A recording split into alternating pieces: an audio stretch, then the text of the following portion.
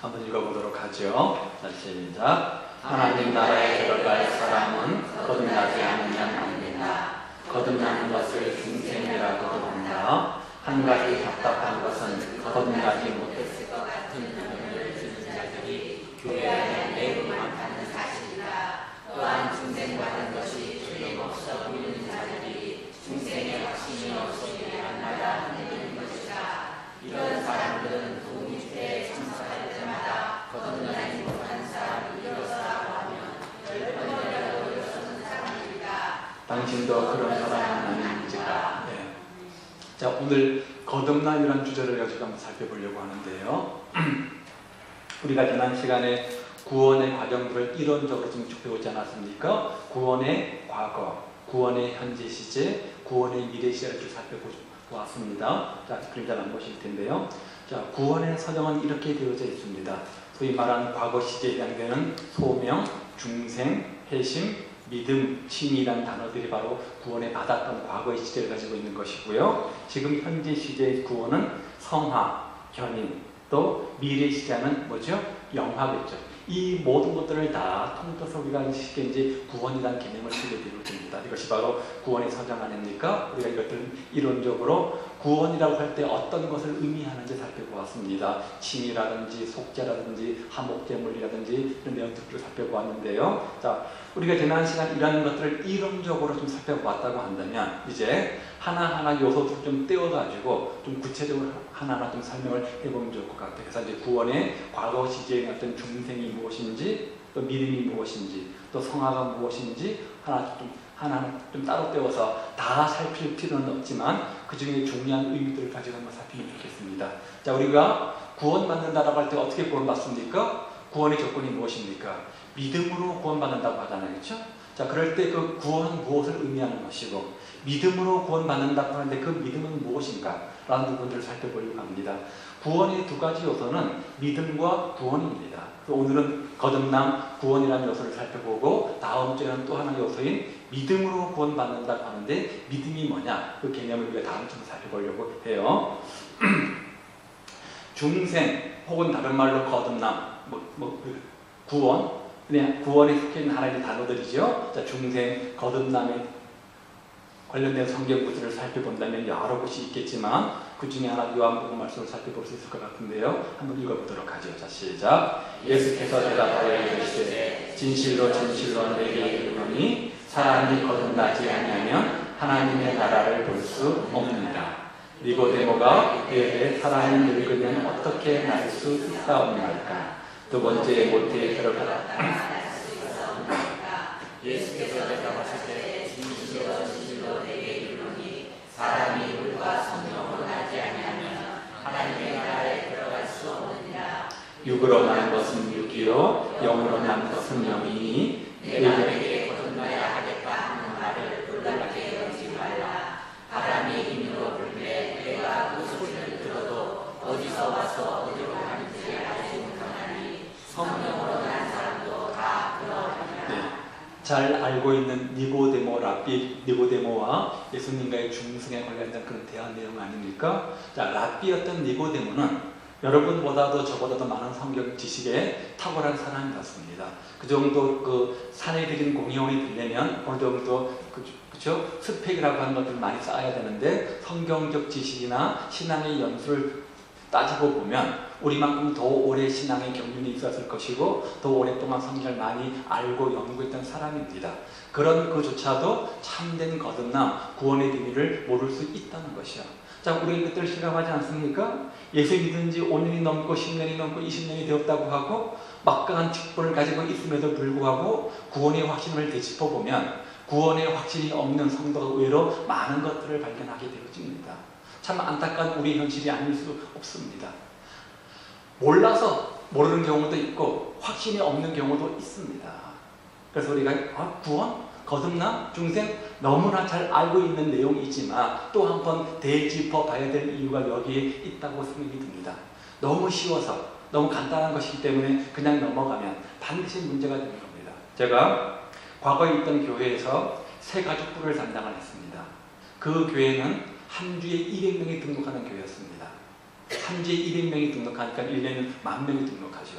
그래서 새가족부가 이렇게 매주마다 몇백 명씩, 몇십 명씩 이렇게 꽉 찼습니다. 그런데 오시는 새가족부 대부분들은 다른 교회에서 소위 말하는 난다 긴다는 그런 중직자들이 많이 오셨습니다. 자그마한 교회에서 열심히 일하다 보니까 번아웃 돼가지고 영적 침체를 경험해서 큰 교회로 옮겨오는 경우들이죠. 그래서 그런 분들을 대해서 이제 새가족 모임을 했는데요. 자, 그런 분들이 장로님이고 권사님이고 집사님이기 때문에 그 직분에 속아서 또 그분들의 신앙 연수가 20년, 30년 되어서 이런 새가족들이 공부한 내용들은 다 알겠지라고 넘어가게 되다 보니까 문제가 되는 거예요. 속속 개인들이 알아보니까 그런 직분과 그런 연수를 가지고 있음에도 불구하고 막상 구원의 문제를 들이댔을 때는 확신이 없는 분들이 의외로 많았던 것들을 보게 되어집니다. 그래서 그 교회에서, 우리 교회에서 마찬가지죠. 누구든지 오면 새 신자라는 개념을 쓰지 않고 새 가족이라는 개념을 우리가 구원의 문제를 다루는 이유가 여기 있습니다. 이미 구원받은 성도들에게는 다시금 구원을 재확립하는 시간을 갖는 거고, 긴가민가 분들에게는 구원의 확신을 갖도록 만들어주는 것이 바로 새가족의 의미 아니겠습니까? 그런 의미에서 오늘 우리에게도 중생이라고 하는 부분들이 너무나 잘 알고 있는 내용이지만 또 한 번 되짚어 봐야 되는 그런 부분들이 있다고 생각이 들어요. 예수님은 그런 의도로 우리에게 접근하셨을 겁니다. 자, 여기 보면 예수님과 니고데모의 대화에서 거듭난다는 말이 밖에서 반복되어져 나오지 않습니까? 자, 그 말의 뜻이 뭡니까? 예수님을 영접해서 하나님의 자녀로 새롭게 태어나는 것, 즉 거듭남, 두 번째 태어난 것, 중생은 한자어죠. 거듭난다는 말의 한자어가 중생입니다. 두 번 태어나는 것을 의미합니다. 자, 그래서 첫 번째는 어떻게 태어납니까? 육신의 부모에 의해서 육으로 태어나죠.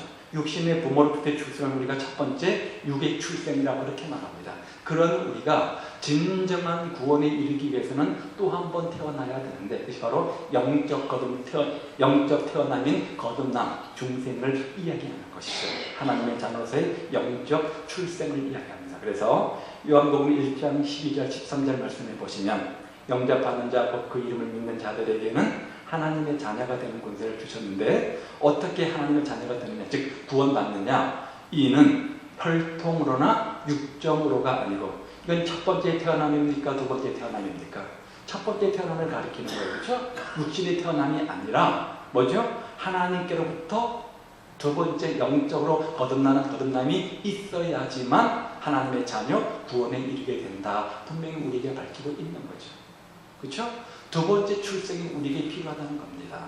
자, 어떻게 해요? 영접을 통해서. 영접이라고 하는 말은 우리가 예수 믿으려면 예수님을 영접해야 된다, 이런 말들을 많이 하지 않습니까? 예수님을 영접해서 예수님을 믿은 것을 가지고 뭐라고 그랬죠? 우리가 거듭남, 구원 이렇게 말하잖아요. 그렇죠? 자, 영접이란 말은 상대편 선수가 배구공을 탁 쳤습니다. 서브를 넣은 거죠? 상대편 선수가 어떻게 합니까? 온 서브를 어떻게 하죠? 받죠. 리시브 하죠. 바로 이것이 영접입니다. 어떤 사람이 주는 선물을 우리 손을 내밀어서 받는 것을 영접이라고 하죠. 자, 누군가가 우리 집 문 밖에서 뚝뚝뚝 두드립니다. 친한 친구가 왔습니다. 그 사람 어떻게 하죠? 반가이 환영하면서 받아들이죠. 이게 뭐예요? 환영한다, 영접한다, 그런 의미죠. 예수님을 개인적으로 믿기로 결심함으로, 바로 이것이 영접입니다. 예수님을 내 마음속에 개인적으로 믿기로 결심하는 것, 바로 영접인데, 이것을 통해서 우리는 구원, 영생, 새 생명, 뭐죠? 거듭남을 이루게 되어지고 그리스도인이 되어진다는 겁니다. 자, 되어진다는 거죠. 자, 그러면 이런 거듭남이 우리가 구원의 조건처럼 우리가 필요하다고 한다면, 거듭나야 된다고 한다면, 거듭남이라고 한다면 이것이 내 힘으로 되는 것이냐? 그런데 13절은 뭐라고 얘기해요? 이런 거듭남, 이런 구원은 혈통으로나 육정으로나 사람의 뜻으로 나지 아니하고 뭐라고요? 오직 하나님께로부터 난 자들이다. 너희가 그 은혜를 인하여 믿음으로 말미암아 구원을 얻었나니 이것이 너희가 난 것이 아니요 하나님의 선물이라. 행위에서 난 것이 아니니 이는 누구든지 자랑치 못하게 하려 함이라. 똑같은 말이죠. 구원은 은혜라는, 선물이라는 거에 어떤 행위 대가라는 거예요. 은혜라는 거죠. 선물이라는 거죠. 그렇죠? 육정으로나 혈통으로나 사람의 뜻으로 어떤 대가로 얻어진 것이 아니라 하나님의 뜻 가운데 하나님의 은혜로 선물로 주어진 것이 뭐라는 거예요? 거듭남, 구원이라는 거예요. 나 거듭나야지. 내가 몸부림치고 발버둥을 쳐도 거듭나는 것이 아니에요. 나 오늘부터 예수님을 믿어야지. 그런 마음을 내 마음속에 갖는다고 해서 늦어지는 것이 아니라는 거죠. 하나님께서 그런 마음을 주셔야지만 믿어지는 겁니다. 여러분, 삼위일체가 믿어지세요? 홍해가 갈라지고 예수님께서 물 위를 걸으시고 오병이의 기적들이 믿어집니까? 과학적으로 증명됐어요? 의학적으로 증명이 됐습니까? 아니잖아요. 이성적으로 볼 때는 말도 안 되는 허황된 설화 같습니다. 너무나 맹랑합니다. 어떻게 한 분이 세 분이고 세 분이 한 분이고 도저히 아무리 설명해서 안 되는 부분들이 있어요. 근데 어때요? 하나님께서 우리 마음속에 믿음을 주시니까 굳이 따지지 않고 굳이 검증하지 않고 그냥 믿어줘요. 그게 뭐예요? 그게 은혜예요. 그게 은혜라고요. 제가 아는 어떤 분은요, 성경 지식을 너무나 많이 알고 있습니다. 저만큼 알고 있는 것 같아요. 근데 못 믿어요. 안 믿어진다는 거예요. 알겠는데 안 주겠는데 안 믿어진다는 거예요. 많은 분들은 어떻습니까? 알지는 못하지만 믿어줘요. 이게 믿음이죠. 그 믿음 어디서 온다는 거예요? 하나님 주시는 선물이라는 거예요. 은혜라는 거예요. 거듭남은, 구원은 은혜입니다. 선물입니다. 내 편에서 뭔가 믿으려고 노력한 것이 아니라 하나님께서 믿고자 하는 마음을 나에게 주신 겁니다. 그래서 믿어지는 겁니다. 믿어지는 겁니다. 이해해서 믿는 건 아니잖아요. 그렇죠? 그냥 믿어지는 거예요. 그러니까 은혜죠. 선물이죠. 거듭난다는 것은 내 힘으로 되는 게 아닙니다. 여러분, 이 자리에 와 앉아있는 것이 우연히 내 의지인 것 같지만 그런 의지를 주신 분이 누구라는 거예요? 하나님이시라는 거예요. 하나님이시라는 거예요.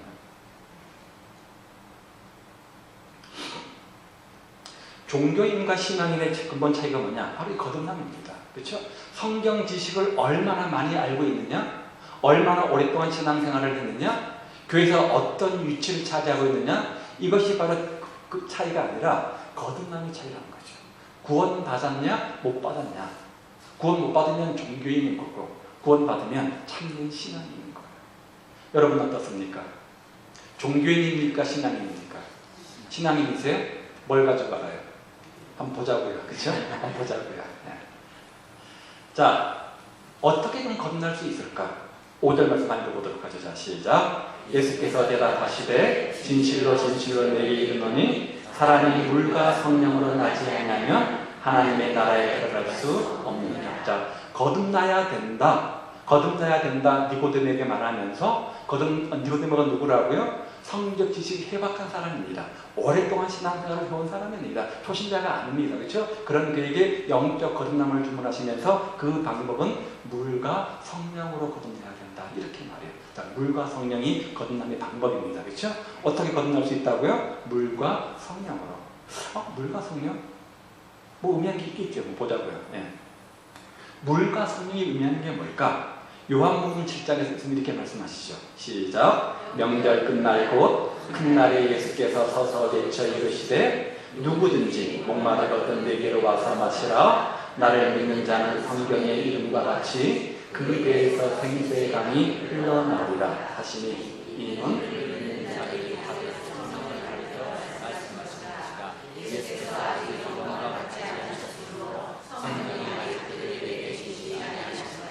네, 여기 누구든지는 우리가 살펴봤던 것처럼 알미니안주의와 칼빈주의 색이 다르다고 배웠습니다. 그렇죠?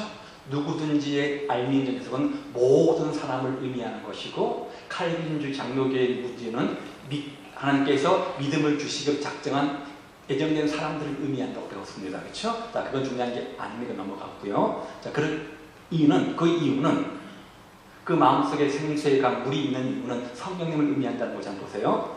자, 생수의 강을 설명하면서 물을 누구와 비유했습니까? 성령님에 비유했습니다. 내 배에서 생수의 강이 넘친다. 이 물을 성령으로 비유하고 있는 것을 보게 되었죠. 즉 성령과 물을 동일시 해석하고 있는 겁니다. 물 이꼬르 곧 성령 이렇게 해석합니다. 그래서 물과 성령으로 거듭나야 된다는 요한복음 3장의 이 번역을 많은 신학자들이 물, 곧 물, 즉 성령으로 해석하는 것이 올바른 해석이다 이렇게 이야기하죠. 물은 성령을 강조하는 또 다른 표현입니다. 물과 성령이 아니라 성령으로 거듭나야 된다는 것이 바로 정확한 의미라고 할 수 있습니다. 물은 곧 성령의 또 다른 표현이기 때문에 강조법인 거죠. 그렇죠? 에스겔서 31장 말씀을 보아도 물은 성령의 씻음을 상징하는 단어로 사용되어져 있는 것들을 보게 되어집니다.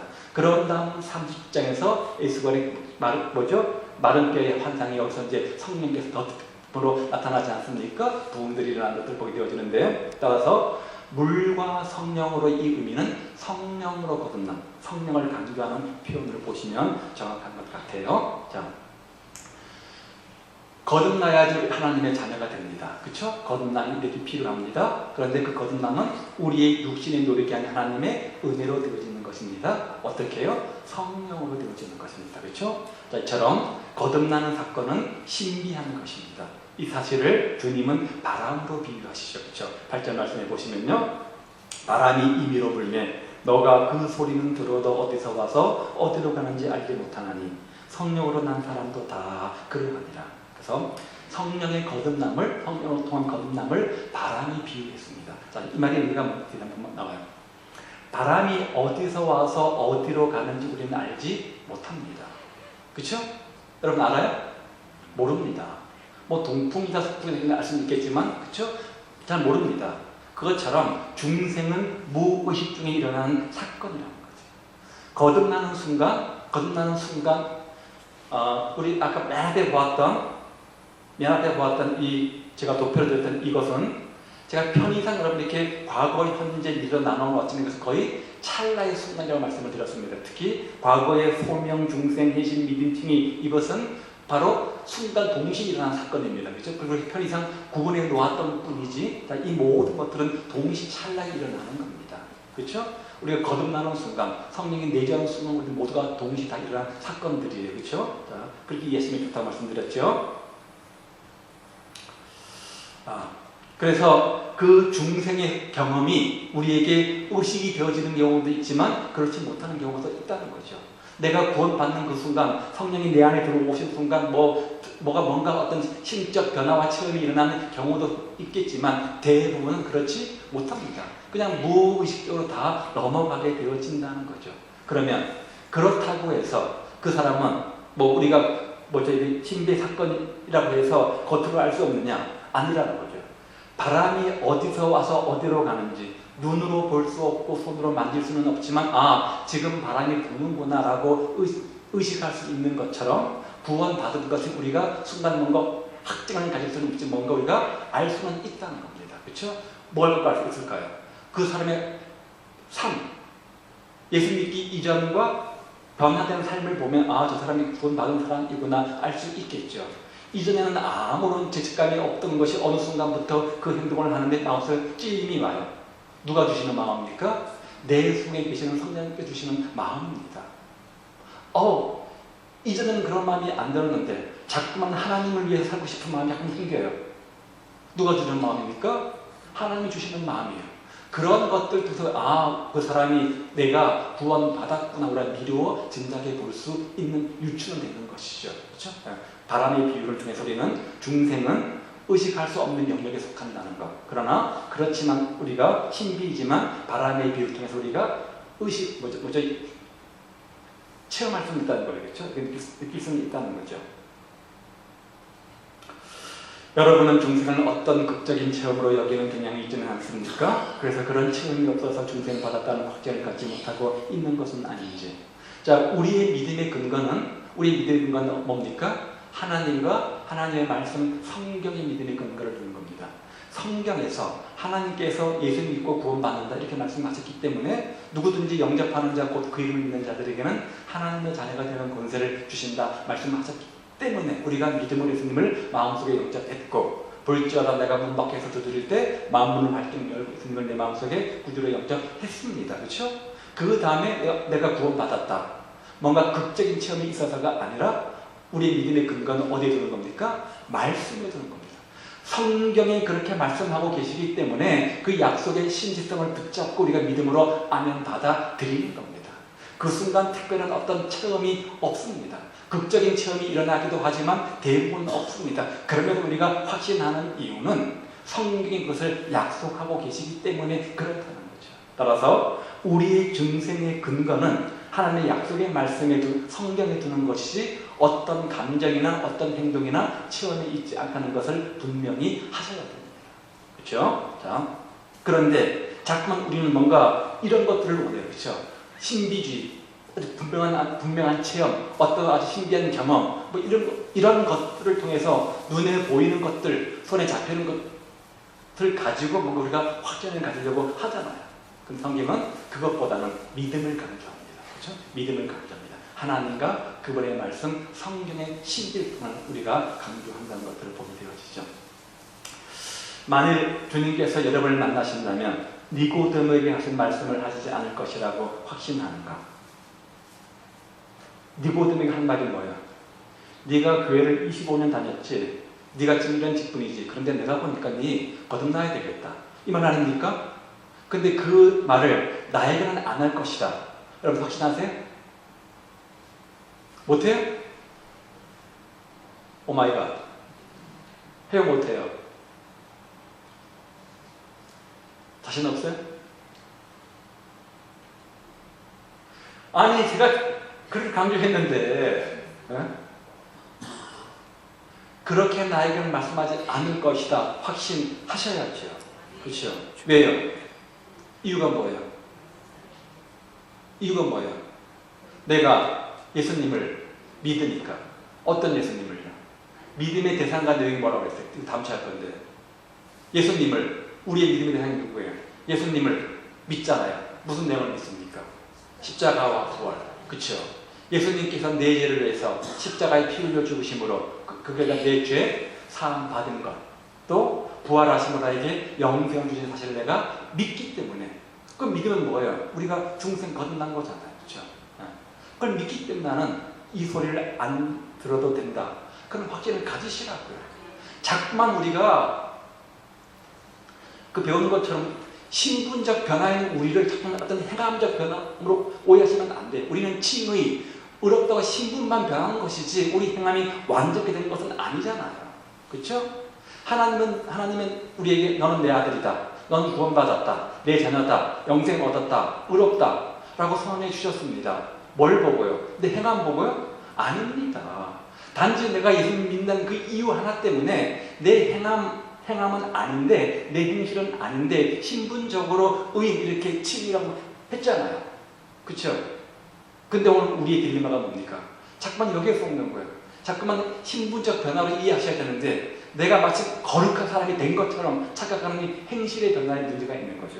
나는 구원 받았다고 성경 말하는데 내 행실을 보면 그만하지 못한 이 어떤 딜레마 때문에 겪는 문제인 것 같긴 한데, 그래도 우리가 믿음으로 은혜를 구원받는 것이기 때문에 예수님의 십자가의 사건과 부활을 내가 마음속에 믿고 확신한다면 우리는 구원받은 것을 확신하셔야 된다는 거죠. 보세요. 요한복음 5장 24절 시작. 내가 진실로 너희에게 이르노니 내 말을 듣고 또 나 보내신 이를 믿는 자는 영생을 얻었고 심판에 이르지 아니하니 사망에서 생명으로 옮겨내라. 보세요. 내 말을 듣고 나 보내신 이를 믿는 자는 영생을 얻잖아요. 뭐 특별히 교회 생활을 20년 해야 되고 새벽 기도를 일주일에 30 해야 되고 뭐 이런 거 있습니까? 아닙니다. 간단합니다. 예수님을 마음속에 구주를 믿으면 그 순간 구원, 영생을 우리는 받게 되는 거죠. 그렇죠? 다시 한번 물어볼게요.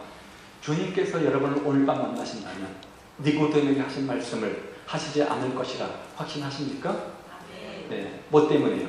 내가 예수님을 구세주로 믿고 있으니까. 그렇죠?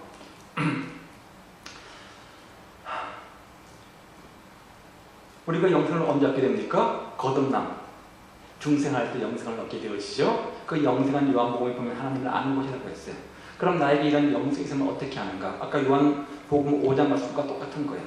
또 증거는 이것이니 하나님이 우리에게 뭘 줬어요? 영생, 생명을 주신 것과 이 생명이 그의 아들 안에 있는 그것이니라. 아들이 있는 자에게는 생명이 있고 아들이 없는 자에게는 생명이 없습니다.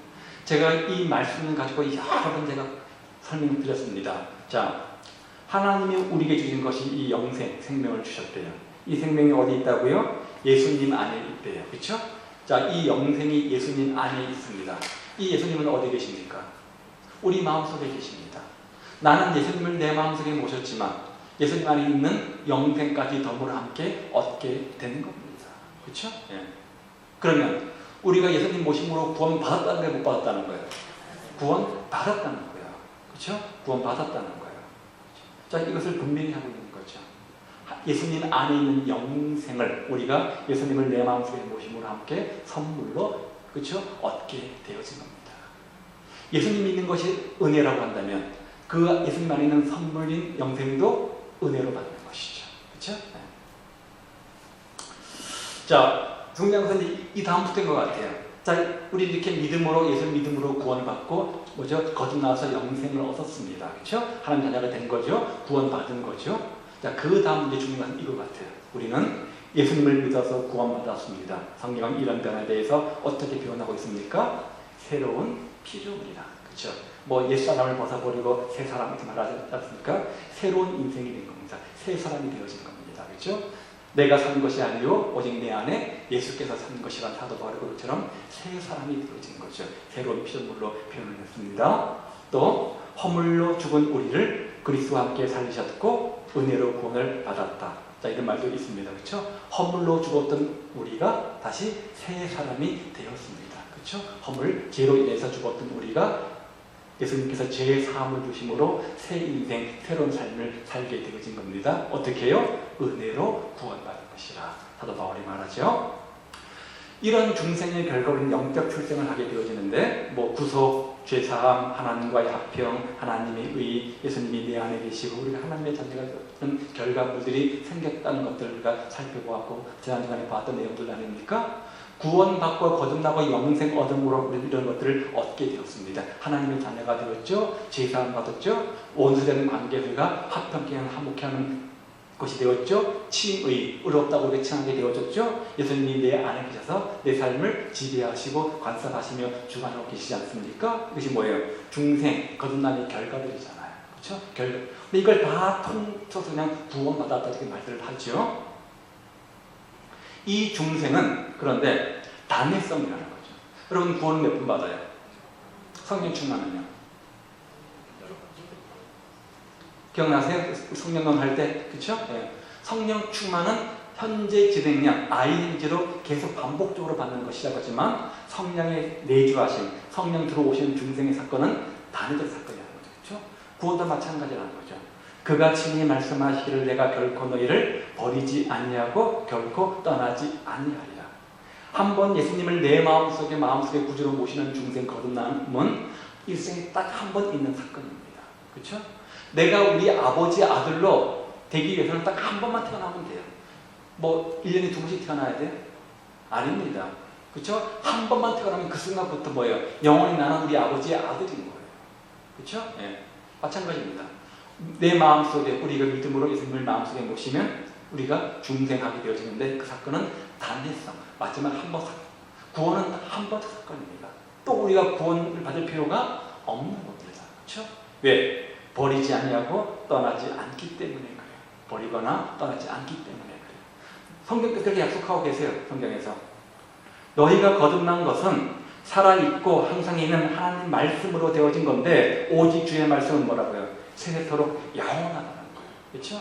말씀이 근거로 두고 우리가 믿음으로 구원받는데 그 말씀의 약속은 변치 않는다는 거예요. 그렇죠? 네. 문제는 구원받은 우리가 하나님과 교제하며 믿음의 성숙을 경험하는 데 필요한 것이 성령 충만인데 그것은 우리가 지속적으로 성령 충만을 받아야 된다는 거죠. 구원은 받았지만 그래서 관계는 형성되었죠. 자, 구원받는 그 순간 하나님과 우리 관계는 무슨 관계입니까? 하나님의 자녀가 되었으니까 아버지와 자녀의 관계이죠. 자, 이 관계는 영원한 겁니다. 그렇죠? 교제는요. 부모 자식 간의 관계도 교제는 끊어질 수 있습니다. 교제가 끊어졌다고 해서 관계마저 끊어진 겁니까? 아닙니다. 그렇죠? 교제는 끊어질 수 있지만 그래도 관계는 영원한 겁니다. 아버지가 너무 화가 나서 내가 너 같은 거 먹고 미역국 먹었냐? 청춘을 돌려다오. 오늘 밤부터 내 보조개에서 파가라. 나가라. 했다고 해서 그 순간부터 그 아이는 내 아들이 아닌 겁니까? 아닌 겁니다. 관계는 영원한 겁니다.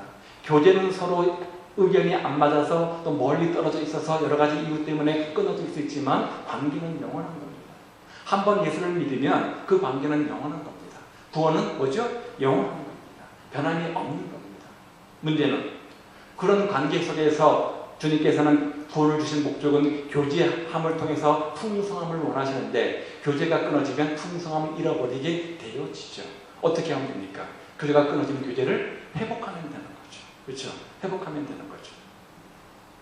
다시 말씀 앞으로 돌아오고 다시 기도 앞으로 돌아오고 다시 신앙을 회복해서 하나님과 영적 교제 회복을 첫사랑을 회복하면 되는 거죠. 죽을 죄를 졌다라고 하죠. 부모 앞에 무릎 꿇고 아버지 제가 정말 죽을 죄를 졌습니다. 용서해 주십시오. 그럼 끝나는 거잖아요. 안 돼. 그럼 뭐 왔어요? 그렇죠? 부모 마음이 어떤 거예요? 자식이 죽을 죄를 졌으면 그 죽을 죄를 대신 자기가 지고 싶은 것이 바로 부모 마음 아닙니까? 어떻게든 간에 용서를 구하면 용서해 주는 것이 바로 부모의 마음, 하나님의 마음이죠. 자, 그렇게 말씀하고 있기 때문에 이 중생은 관계는 단회성, 한 번만 일어난 사건이라는 거죠. 사건이라는 거.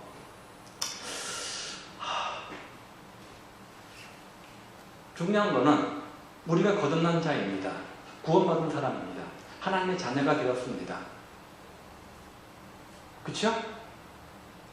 구원받으셨죠? 하나님의 자녀가 되었죠? 영생을 소유하셨죠? 그렇죠? 그렇죠? 증거가 뭐냐? 물은 뭐라고 대답하실 거예요? 이제 우리의 고민은 이 앞부분의 내용이 아니라 이 뒷부분의 내용인 거죠. 구원받은 자답게, 내가 중생한 자답게, 거듭난 자답게 내 삶의 그런 구원의 증거, 중생의 증거들을 가지고 살아가는가? 누군가가 나의 이러이러한 모습들을 보면서 아, 저 사람은 저 모습을 보니까 구원받았구나, 거듭난 사람이구나 확증할 만한 증거가 있는가? 사도 바울은 데살로니가 교회 성도를 살피면서 이런 이유들 때문에 당신들이야말로 구원받은 성도가 분명합니다. 이렇게 말을 하는 거예요. 그래서 몇 가지 증거들을 대는 거예요. 1장 3절로 4절에서 뭐라고 이야기해요? 믿음의 역사와 사랑의 수고와 소망의 인내를 보니까 너희를 택하심을 아노라. 믿음의 역사, 사랑의 수고, 소망의 인내의 그 모습들을 보고 아, 당신들 데살로니가 교회 성도들은 내가 보니까 하나님의 택함을 받은 구원받은 성도가 맞습니다. 이렇게 지금 확증을 하는 거죠. 자, 믿음에는 역사가 따른대요. 믿음의 크기만큼 역사의 크기도 결정되는 겁니다. 내 믿음의 크기만큼 역사의 크기도 결정되는 겁니다. 믿음을 크게 가지면 가질수록 역사도 크게 일어나는 겁니다. 또요, 사랑에는 수고가 따릅니다. 사랑의 크기만큼 수고의 크기가 결정되는 겁니다. 사랑이 큰 사람일수록 수고의 금이 있는 거죠. 또요, 뭐죠? 소망의 인내. 소망은 인내를 동반하는 거죠. 그렇죠? 네. 소망이 크면 클수록 인내도 큰 거죠. 인내가 크면 클수록 소망도 큰 거죠. 기독교의 3대 핵심인 믿음과 소망과 사랑을 가리키면서 그 뒤에다가 또 단어를 붙였어요. 믿음의 역사, 사랑의 수고, 소망의 인내. 믿음의 역사를 보면서 말만이 아니라 믿음의 역사가 팍팍 일어나는 그들의 모습을 보면서 정말 소망 가운데 인내하는 그들의 모습을 보면서 기꺼이 사랑하고 수고하되 주님의 사랑 심장 가지고 이웃들을 교회 공동체를 섬기고 헌신하고 희생하는 그들의 모습을 보면서 그런 그들의 드러나는 행동 때문에 이런 모습 때문에 당신들 형제들아 너희를 택하심을 아노라 이렇게 고백하고 있는 거예요. 두 번째는요. 1장 7절이요. 자, 시작. 그러므로 너희가 마게도냐와 아가야에 있는 모든 믿는 자의 본이 되었느니라.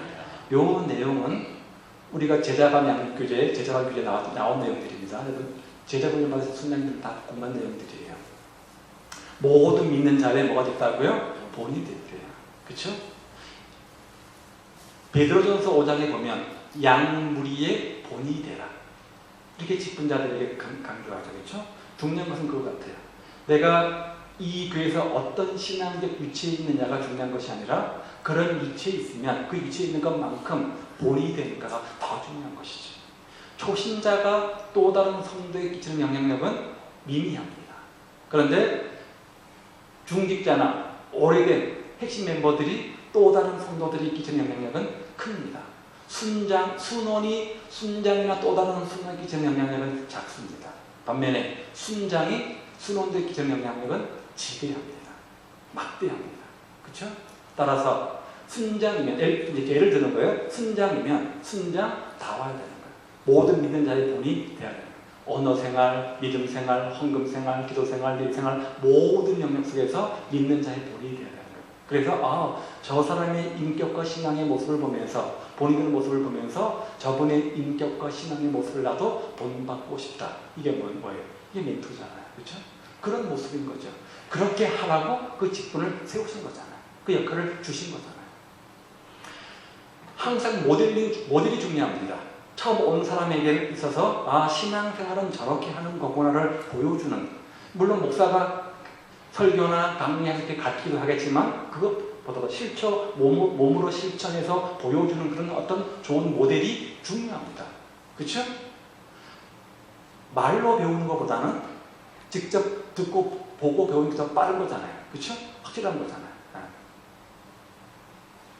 그분의 인격과 신앙의 모습, 5년과 10년 전에 그 모습과 비교해 볼 때 정말 많이 성숙한 그 모습을 보면서 구원의 확신을 우리가 알게 된다는 거지요. 또 하나요. 1장 8절에서 시작. 주의 말씀이 너희에게로부터 마게도냐와 아가야에만 들리느니라. 하나님을 향하는 너희의 믿음의 소문이 각처에 퍼졌으므로 우리는 아무 말도 할 것이 없다. 너희 믿음이 소문이 각처에 퍼졌으므로 모든 믿는 자의 본이 되니까 그 결과 그 사람의 소문이 각처에 어떻게 났을까요?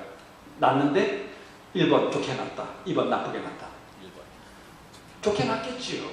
그러면 좋게 소문나니까 그 사람에게도 유익일 것이고 그 사람이 속해 있는 교회 공동체에도 유익일 것이고 그 사람이 믿는 기독교에도 어떨까요? 유익이겠지요. 강북 사랑교회 성도 들은 참 이렇게 좋은 믿는 자의 본이 되고 좋은 소문이 나서 거기에 성도들은 얼마나 얼굴이 환하고 웃고 섬기고 이렇게 잘하더라. 그게 그러면 어떻게 될까요? 우리 교회가 좋은 거겠지만 더 나가서는 하나님의 나라를 위해서 바람직한 현상이겠죠. 역시 예수 믿는다고 하더니 예수 믿는 사람들은 다르더라. 저 우순간이라는 사람이 옛날에는 정말 이렇게 살았는데 어느 날 강북 사랑교회 나간다고 하더니 나는 저거 아닐 줄 알았어. 근데 한 5년 다녔는데 보니까 딴 사람 됐어. 역시 예수 믿는 거 맞는가 봐. 이런 거 아니겠어요? 그쵸? 그럴 때 그 사람이 입을 벌려 주님을 증거하면 그 말씨가 먹히겠죠. 아니면 니나 잘해라. 그러겠죠. 왜 가족 전도가 어려워요? 나의 흉어를 내 가족이 너무나 잘하는 거예요. 그런 그들에게 예수 믿으라, 나를 본받으라 하니까 웃기고 있네. 이렇게 되는 거잖아요. 그렇죠? 참 힘든 거잖아요. 생판 모르는 사람에게 예수 믿으라 쉬워요. 나를 너무 잘하는 사람에게 예수 믿으라, 나를 봐라, 나 예수 믿고 변하지 않았냐. 이거 어려워요. 어렵잖아요. 잘 안 되잖아요. 그렇죠? 믿는 자의 본이 되고 그 결과 믿음의 소문이 퍼져서 전도가 되는 것. 그것을 보면서 정말 구원받은 성도가 맞다라는 거죠. 우리의 행함, 변화된 열매를 보고 아는 거예요. 열매를 보고 아는 거예요.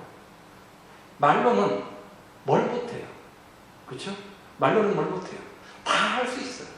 말이 중요한 게 아니잖아요. 그 사람의 삶이죠. 변화된 삶의 열매들이죠. 우리가 중생받았다는 사실은 단순히 예수 믿으니까 란 식으로 증거하면 안 되고 데살로니가 교회들처럼 실제적 증거를 가지고 말하는 것이 맞겠죠. 그렇다면 여러분에게도 이 역동적 세 가지 열매가 있는가? 뭐였죠? 믿음의 역사와 사랑의 수고와 소망의 인내가 있는가? 주님 안에서. 또요, 믿는 자의 본이 되는가?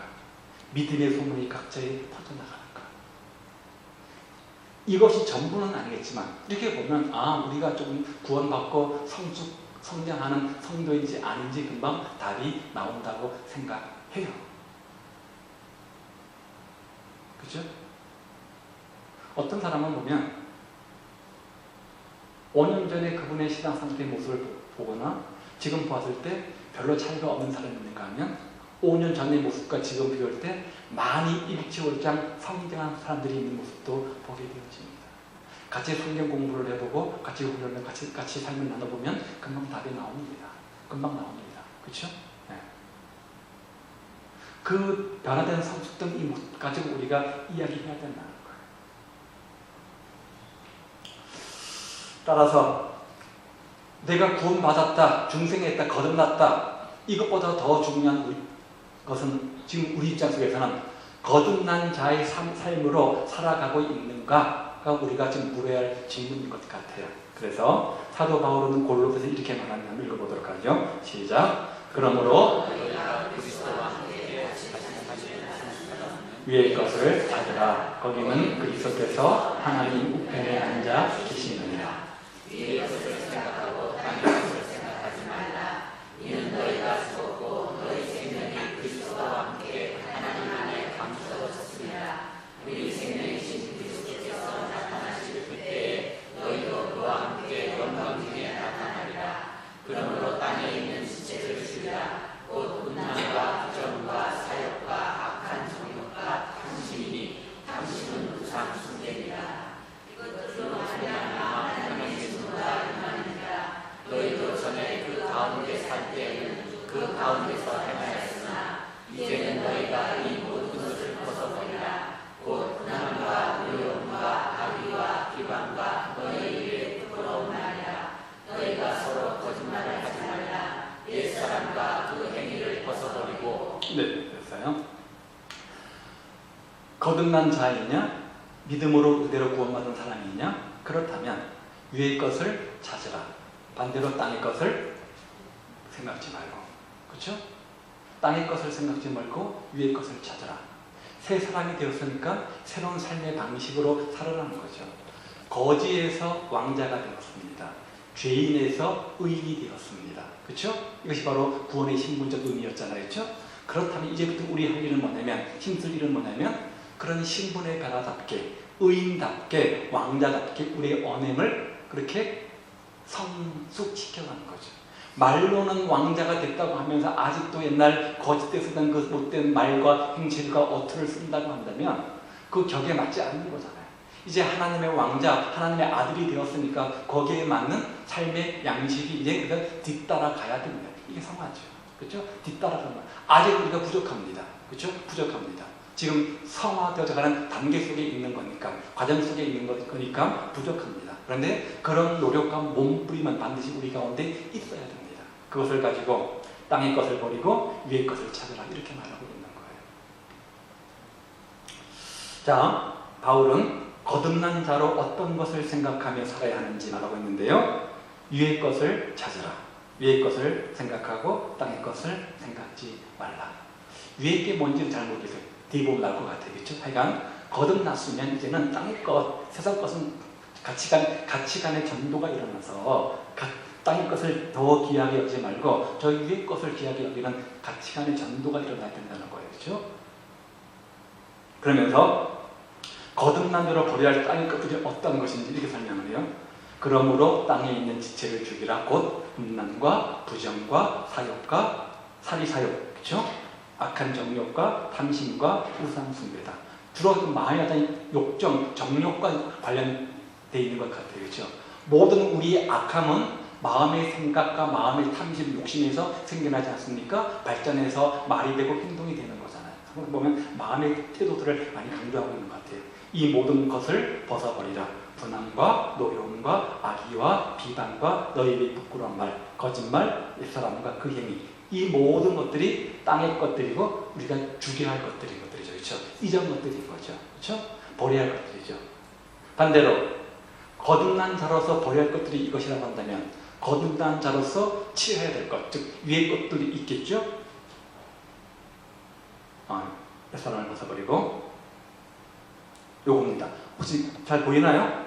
이렇게 됐죠? 한번 읽어볼까요? 그러므로 너희는 하나님의 택하사 거룩하고 긍휼과 자비와 겸손과 온유와 오래 참음을 옷 입고 누가 누구에게 불만이 있거든 서로 용납하여 피차 용서하되 주께서 너희를 용서하신 것 같이 너희도 그리하고 이 모든 것 위에 사랑을 더하라. 이는 온전하게 행하는 띠니라.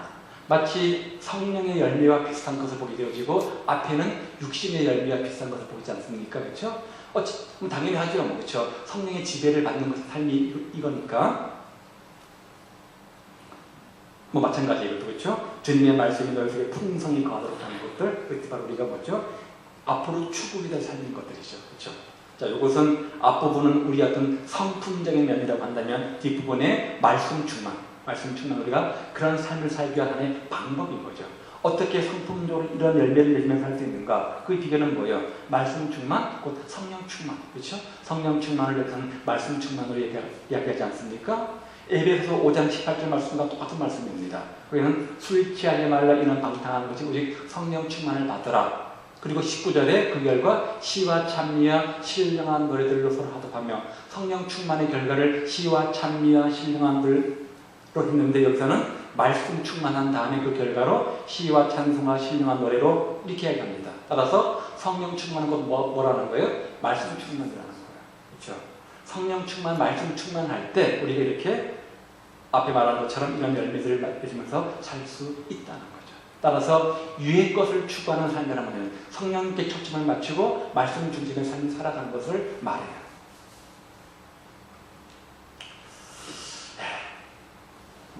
이 정도만 하면 될 것 같아요. 여러분은 성령 충만하고 믿음 좋은 사람들이니까. 자, 우리는 예수를 믿고 구원을 받아서 새 사람이 되었습니다. 그렇지만 옛사람 곧 부패한 본성이 완전히 없어진 것은 아닙니다. 그렇죠? 성화되었지만 성화되어져 가는 두 가지, 다음 날도 성화를 공부할 텐데요. 겁니다. 그렇죠? 구원받았지만 구원을 이루란 말처럼 성화되었지만 성화를 온전히 이루고 있는 과정 속에 있지 않습니까? 따라서 구원받았고 성화되었지만 아직도 온전한 구원, 온전한 성화가 아니기 때문에 아직도 우리에게 부패한 옛사람의 본성이 여전히 남아 있습니다. 사도 바울의 글처럼 죄의 법과 하나님의 법, 육신의 소욕과 성령의 소욕, 늘 두 가지 마음의 법이 우리를 싸우잖아요. 그래서 오호라 나는 공간자로다. 이왕 예수 믿는 거 제대로 잘 믿어보려고 하는데 자꾸 내 육체의 법이 나를 괴롭혀서 내가 지금 져서 실패한다. 누가 바로 이 상황에서 건져낼까? 고백하지 않습니까? 그런 것들이 늘 있다는 거죠. 예수 안 믿었으면 갈등할 이유가 없는 건데 예수 믿음으로 성령이 내 마음속에 들어오시니까 두 가지 법이 싸우는 거야. 갈등이 일으키는 거야. 아, 가야 되는데 오늘 수요일에 가야 되는데 오늘 한국과 일본 축구를 딱 하는 그 시간에 갈까 말까 뭐 이런 것도 있잖아요. 그렇죠? 공감이 안 됐어요? 그럼 드라마, 재밌는 드라마 요즘 뭐 있어요? 재밌는 드라마 뭐 있어요? 왔다 장보리를 하는 거예요. 끝났죠? 네. 나의 생활 속에서 변화가 필요한 게 습관은 무엇인가? 성격의 문제? 어떤 패션? 옷 입는 것도 중요한 것 같아요. 그렇죠? 네. 그 사람이 인격을 보여주는 거잖아요. 읽고 있는 책이나 어떤 TV 시청하나 어떤 내용물 또 물질을 사용하는 면에서 생활 습관이나 교회 생활이나 만나는 친구 따라 어디 가요? 강남 가지요. 그렇죠? 언어 사용법, 친구와 많이 가는 장소, 여가 사는 방법 등 이 모든 것들을 보면서 우리가 가치관의 전도가 일어나면 이런 옛날에는 정말 목숨 걸고 했던 것들이 아무 부질 없이 사도 바울처럼 배설물로 여기고 또 다른 것에 우리의 마음을 뺏기고 마음을 두는 경우를 보게 되어지죠. 그러려면 가치관의 전도가 일어나야 돼요. 예수님을 통해서 보는 시각이 달라져야 돼요.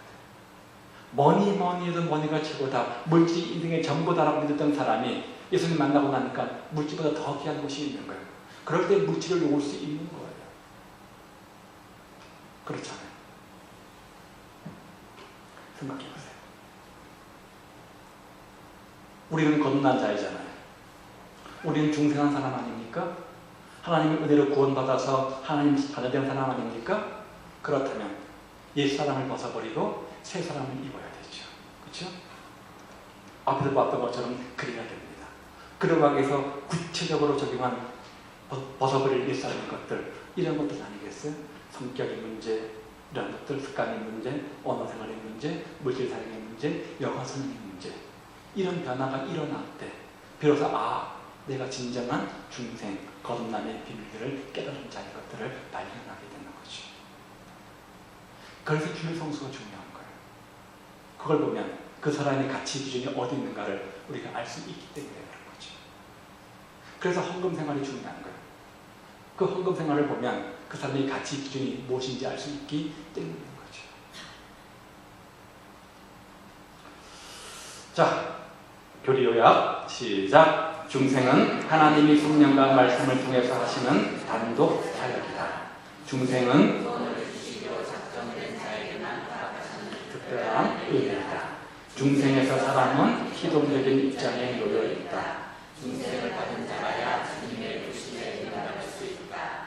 중생 체험의 의무는 절대적인 필요 조건이 아니다. 중생과 구원의 핵심은 다른 것이다. 중생의 여부를 판단할 수 없다. 그렇죠. 구원받은 것과 구원의 확신은 다른 겁니다. 그렇죠? 구원받은 사람이 어느 순간 구원의 확신을 갖는 거죠. 그렇죠? 구원받는 그 순간 구원의 확신을 갖는 것은 아닙니다. 중생과 그래서 구원의 확신은 다른 겁니다. 그렇죠? 네. 이미 중생 구원받았는데 그렇기 때문에 어느 날 하나님께서 나에게 믿음을 작동시켰고 믿음으로 예수님을 만나서 영접하고 구원에 이르게 되어지는 거죠. 중생했기 때문에 믿음이라는 도구를 사용하시는 겁니다. 내가 믿기 때문에 구원받은 것이 아니라 내가 이미 구원받은 사람이기 때문에 믿는 겁니다. 헷갈리시는 분들이죠. 그렇죠? 네. 내가 이미 선택받은 사람이기 때문에 어느 날 반응한다는 거예요. 내가 반응했기 때문에 내가 의지적으로 행동했기 때문에 구원받은 것이 아니라 그렇게 의지적으로 반응하고 행동하도록 이미 하나님께서 이미 벌써 나를 그렇게 만들어 놓으셨다는 거예요. 선택해 놓으셨다는 거예요. 구원받았기 때문에 믿음으로 반응하고 행동하는 겁니다. 자, 이렇게 그런 믿음으로 우리가 구원에 이르게 되어지잖아요. 그 믿음이 뭐냐? 마치 구원이 믿음의 또 다른 조건처럼 오해되어지는데 그것은 아니고, 그렇죠? 그럴 때 그 믿음이 의미하는 내용들이 있겠죠. 너희가 예수를 믿음으로 구원에 이른다. 늘 성경이 강조하는 관점 아닙니까? 그렇죠? 구원은 은혜라고 하는데 믿음은 또 어떤 역할을 하는 건가? 믿음이란 무엇인가? 우리가 믿음으로 구원할 때 구원 오늘 거듭남을 보았다면 또 한 가지 우선 믿음이 무엇인지 다음 주에 한번 살펴보려고 합니다. 질문 없죠? 네. 한번 기도하도록 하죠.